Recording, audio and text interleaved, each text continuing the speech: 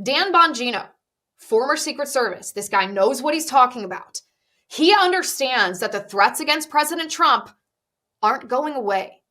They're not stopping just because President Trump won. We didn't entirely defeat the left. We defeated them for the presidency, and that's great, and we should celebrate that. But Dan Bongino on his show, I believe it was yesterday, said he doesn't believe that it's safe for President Trump to hold a pre-inauguration rally.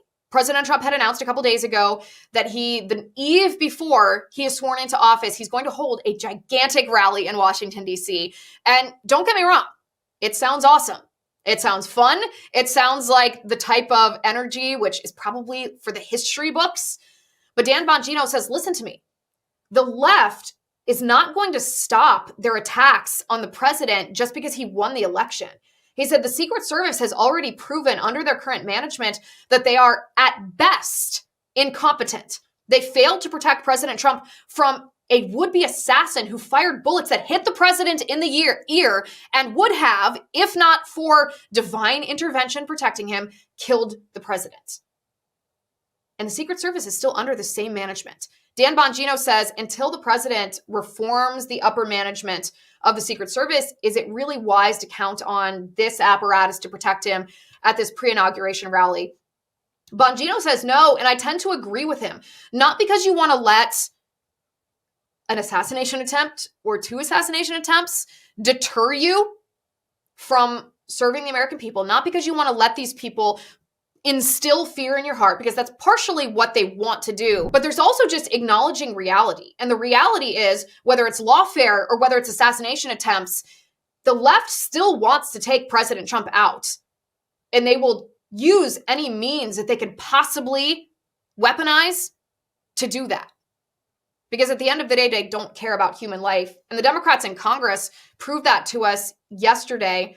159 Democrats in the House of Representatives voted against the Laken Riley Act. What is the Laken Riley Act? Laken Riley was a student at the University of Georgia, this beautiful young girl. I mean, look at the pictures of her face. She has this beautiful brown hair, this innocent face, just this really lovely young lady who, one of the stories that's told about Laken Riley is that she wrote in a journal a letter to her future husband talking about how she's preparing herself for him, how she prays for him, how she's waiting for the day that she will meet him, that she will fall in love with him. She's looking forward to making a home for him and raising children with him. And that story about Laken Riley has always stuck with me, because how many of us have done the same thing, praying for our spouses before we met them, praying for our husband before we met them, praying for our wife before we met her. Laken Riley was out for a run. She was a nursing student. She was out for a run, exercising, making sure she was healthy, and she was accosted by an illegal immigrant. And this illegal alien violently assaulted her. And she fought back against this man who was clearly stronger than her, because that's always the case, the biological reality. She fought back for 15 minutes, but ultimately he raped her and then he brutally murdered her. And this man shouldn't have been in the country in the first place.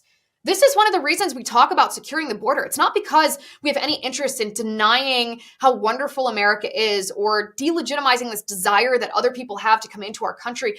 It's because the reality of an open border is that people who are criminals, who are violent, come into our country and they harm our families. They harm our young women. And so the Laken Riley Act is named after Laken Riley because members of Congress have a responsibility to keep us safe. And the Laken Riley Act requires federal authorities to deport heinous criminals like the man who killed Laken Riley. If you're an illegal alien and you're in our country committing a crime just by entering, and then you commit a violent crime against our people, then federal authorities are required by the Laken Riley Act to deport this individual. 159 Democrats voted no. They voted against deporting criminal aliens in our country because they don't care about you. They don't care about your family. They don't care about your daughter. They don't care about our young women. They only care about their personal power and their profit. They really are proving themselves, and I don't like to say this because I wish this weren't true, but they are the anti-humanity party. Look at what's happening out in California. In California, they're experiencing, in Los Angeles specifically, they're experiencing wildfires, really bad wildfires. I lived in California for almost a decade, and I lived in San Diego, and I lived right by the coast. I mean, I lived a walking distance from the beach. So I was almost insulated from the impacts of wildfires. But whenever wildfires would happen in Southern California, I would see the smoke in the distance. We lived right by this park that did catch fire.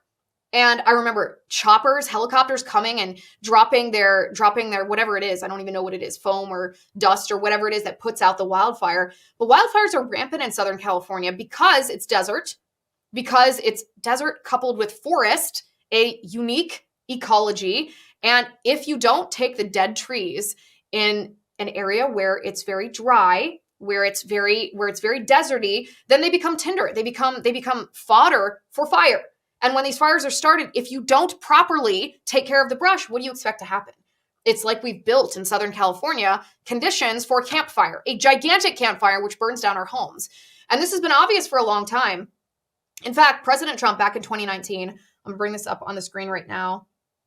Back in 2019, this was November 3rd of 2019, President Trump says, the governor of California, Gavin Newsom, has done a terrible job of forest management. I told him from the first day that we met that he must clean his forest floors, regardless of what his bosses, the environmentalists, demand of him. Must also do burns and cut fire stoppers. Every year, as the fires rage and California burns, it's the same thing. And then he comes to the federal government for more financial help. No more. Get your act together, governor. Remember, this is in 2019. You don't see close to the level of burn in other states, but our teams are working well together and putting these massive and many fires out. Great firefighters. Also, open up the ridiculously closed water lanes coming down from the north. Don't pour it out into the Pacific Ocean. It should be done immediately. California desperately needs water, and you can have it now. This is in 2019. President Trump is predicting exactly what's happening, and that's what's happening. In Los Angeles right now, firefighters are hooking up their hoses to fire hydrants, and the fire hydrants are empty. There's no water. Why is that? Because Victor Davis Hanson warned in 2023 that California was spending $500 million to destroy dams which help pool water to be used, whether it's for drinking, whether it's for agriculture, whether it's for firefighting. They were destroying those dams, and the water was being siphoned in the Pacific Ocean, lost forever. Why? All in the name of climate change. Because the left, and I think President Trump actually said something about it today, the left cares more about a smelt fish than they do about you. Yeah, this is what he said. Governor Gavin Newsom refused to sign the water restoration declaration put before him that would have allowed millions of gallons of water from excess rain and snow melt from the north to flow daily into many parts of California, including the areas that are currently burning in a virtually apocalyptic way. He wanted to protect an essentially worthless fish called a smelt by giving it less water. It didn't work, but didn't care about the people of California. That's exactly right. He didn't care about the people of California, and that's been proved. Trump's not the only person who has warned about this. Rick Caruso. You remember Rick Caruso? He was a former mayoral candidate in Los Angeles. He lost to Karen Bass. Karen Bass is the mayor of Los Angeles, who I believe is overseas partying while her city is burning. Rick Caruso warned exactly what would happen. Take a look at this. But their hands have been tied, and they can't fight a fire without water and the resources that are needed. Everybody knew these winds were coming. The other question has to be, were all the things in place to try to, again, mitigate the damage here? But the real issue to me is twofold. We've had decades to go remove the brush in these hills that spreads so quickly. And the second is, you got to have water. And my understanding is the reservoir was not refilled in time and in a timely manner to keep the hydrants going. So that's a failure, whether on DWP's part or another city agency. But this is basic stuff. This isn't high science here. And it's all about leadership and management that we're seeing a failure of. And all of these residents are paying the ultimate price for that. That was going to be my next question, is why isn't there water in the fire hydrants? That doesn't make any sense. You're right. That's a good question. And I think you should start asking, why don't you call the mayor who's out of the country and ask her and get an answer from her? Well, they say she's on her way back, and that would be a great question to ask her tomorrow if she's at this briefing at 8 o'clock in the morning, because I think there's a lot of people that are outraged by that fact tonight when they look at scenes like this, at businesses that people have worked really, really, really hard to build, and homes that people's entire livelihoods are going up in flames tonight. So for you, watching this and seeing those flames, yeah, that'd be a great question for her. Thank goodness, though, that the LA Fire Department is gay. That's great. Let's pat ourselves on the back for that. The LA Fire Department is focused on DEI, and they're focused on promoting their fire chief, who's LGBTQIA or something, whatever. I'm really glad that they have their priorities straight. There's also been reports, I don't know if this has been substantiated or not, there's been reports that a homeless man started these fires. So what does this tell us? It tells us that what's happening in LA is a culmination of politics. Politics matters because politics impacts you.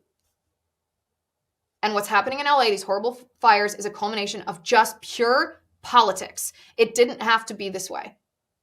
It's a result of the politicians who are in office.